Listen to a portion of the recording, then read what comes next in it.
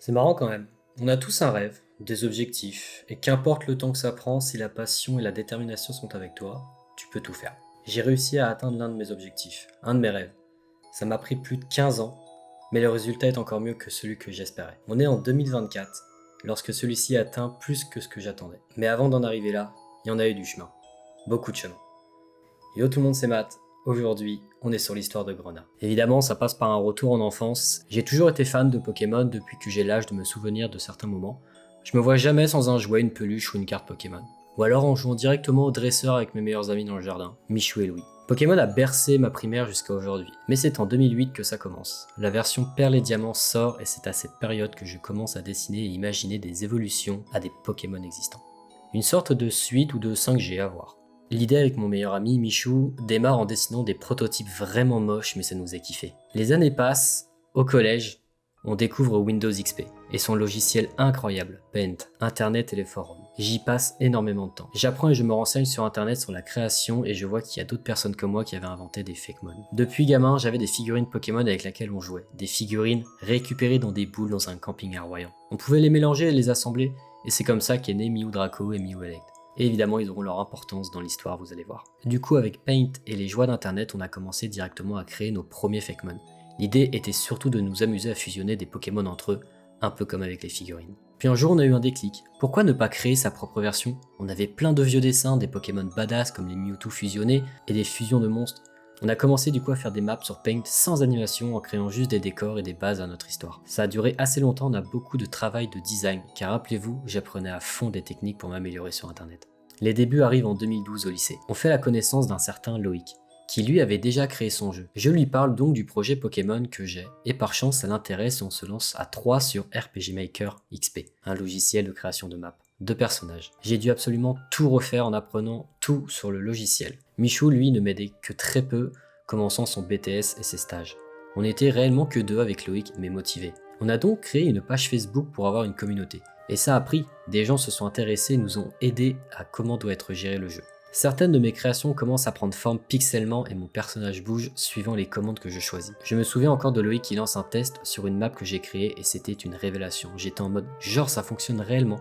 Genre là, je peux bouger avec mon personnage. On a donc travaillé durement.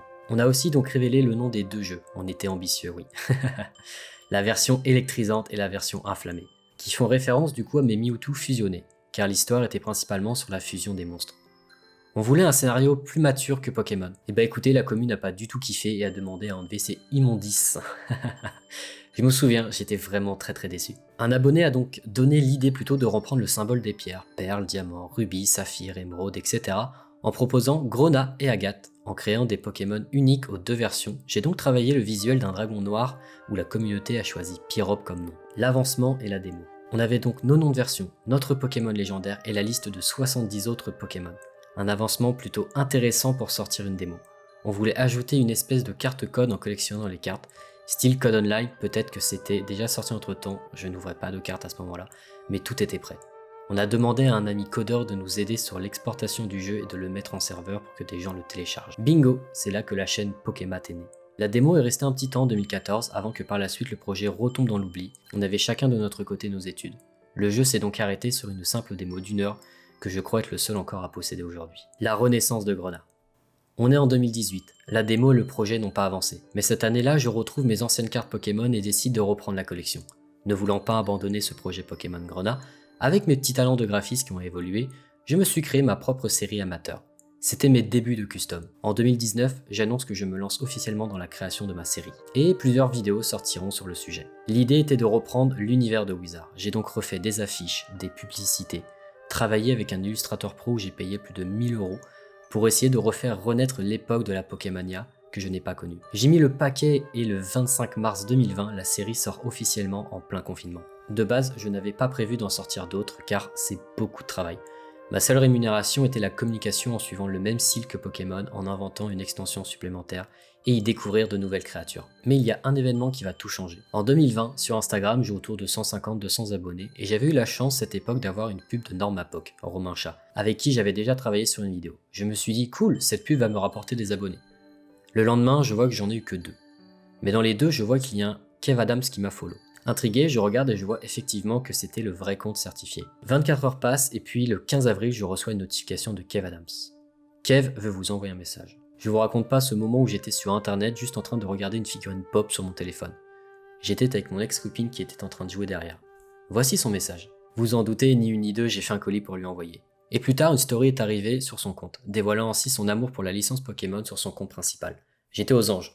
Mon compte Insta est monté jusqu'à 800 abonnés et plus de 170 messages où j'ai pris 2 jours pour tout répondre. J'ai été reboosté pour continuer. J'ai décidé de publier une vidéo montrant mes premiers designs. Ces designs-là, ils datent d'il y a 13 ans. Du coup, Pokémon Grenat et ses 3 séries. J'ai donc recontacté mon illustrateur pour réenclencher 2 autres séries. Du monde attendait la suite et j'étais tellement hype que j'ai réfléchi à mes directions artistiques sur chacune, en reprenant le thème de jungle et fossiles. J'ai donc créé par la suite Éclat de fossiles en juillet 2020 et Feuillage nébuleux le 25 novembre 2020. Et évidemment, Kev a tout reçu. Tout ça sans toucher à un seul centime pour éviter les ennuis avec la licence Pokémon. Ce qui me faisait vivre le projet était l'ouverture des youtubeurs comme Tous d'époque, David Lafarge, Cider, Zoromat, Pokéworld, etc. En 2021 et un an après Pokémon Grenat, j'ai décidé d'arrêter. Je n'avais plus l'envie ni la niaque de créer gratuitement pour un temps investi très important. Grenat c'est terminé. C'est dur de se dire ça, mais voilà, Grenat a duré 1 an. C'était le projet de ma chaîne YouTube en 2020. Et c'est terminé. Voilà, c'est un poids en vrai qui s'enlève parce que c'était beaucoup de taf Grenat et là c'est fini. Je me rendais compte que certains gardaient scellé et donc ils niquaient ce plan de communication. Je faisais tout moi-même, une carte me prenait environ 5 minutes en allant du découpage, collage, finition et je mettais 10 cartes par booster.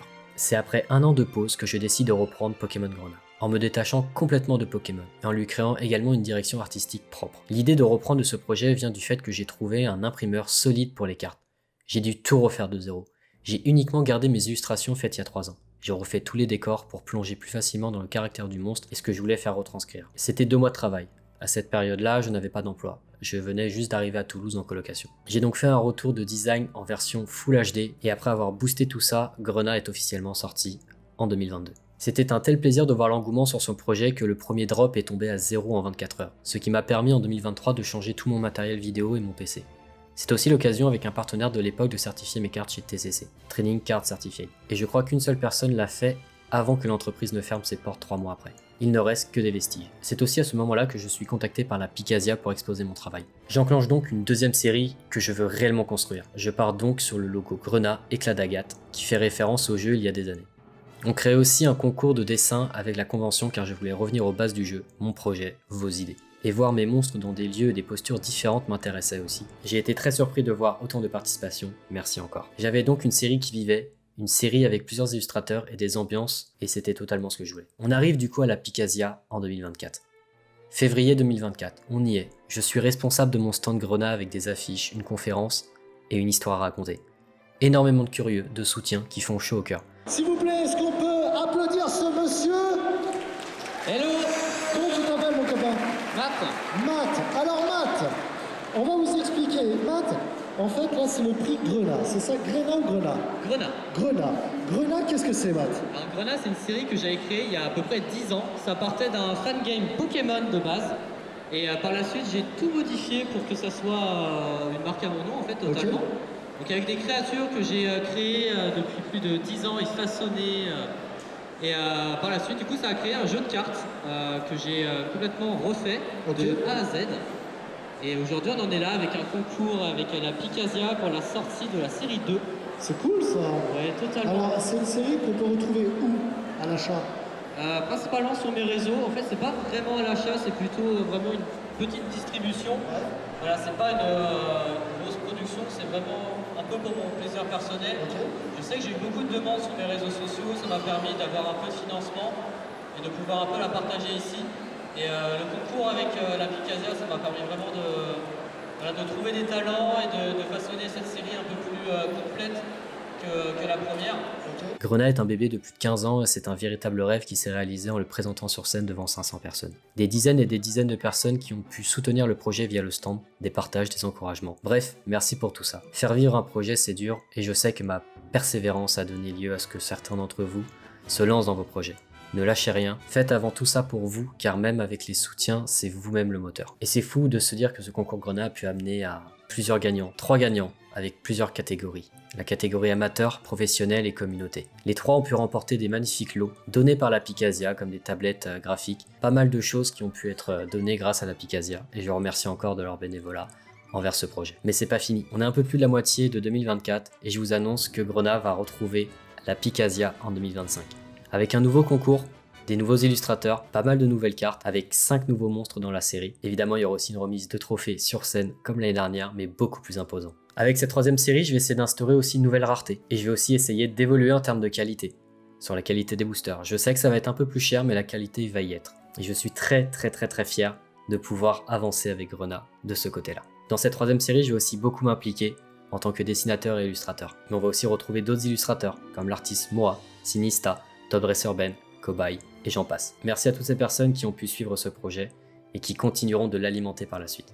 Mais ça, on découvrira tout ça en 2025. Pour en revenir du coup à la Picazia de 2024, merci à toutes ces personnes qui ont pu faire des dons, comme Gaël, comme Emmanuel, et j'en oublie sûrement parce que ça fait déjà depuis 4 ans. Merci aussi à Pokébinome pour les blisters vides, Raiko Master pour les corrections de texte, Zoromat pour les impressions de boosters, Togepi Lady pour le nettoyage, à Yaros pour les illustrations officielles, Todd Dresser-Ben pour 3 illustrations, Tikal pour les illustrations et les contacts, à Tipicard pour les échanges graphiques et notamment aussi les contacts, à tous les illustrateurs de la série 2, à toutes les personnes qui ont cru en ce projet physique ou sur Facebook depuis des années. Merci à Michou, merci à Loïc pour la démo du jeu, merci à Kev Adams, merci à Tikari pour la publicité, merci à tout le monde. C'était mon projet Grenat et je suis vraiment très fier du chemin qu'il a parcouru depuis le début. Croyez en vos rêves, donnez-vous les moyens parce qu'avec les moyens et les contacts, on arrive à faire de grandes choses. N'oubliez pas, c'est vous le principal moteur. C'était Matt. J'espère que vous avez kiffé, c'était une vidéo qui changeait complètement d'habitude. Je vous avoue que j'ai un peu les larmes aux yeux face à tout ça parce que c'est quand même des trucs que j'ai écrits depuis très longtemps et voilà. Je vous dis à très bientôt pour une nouvelle vidéo.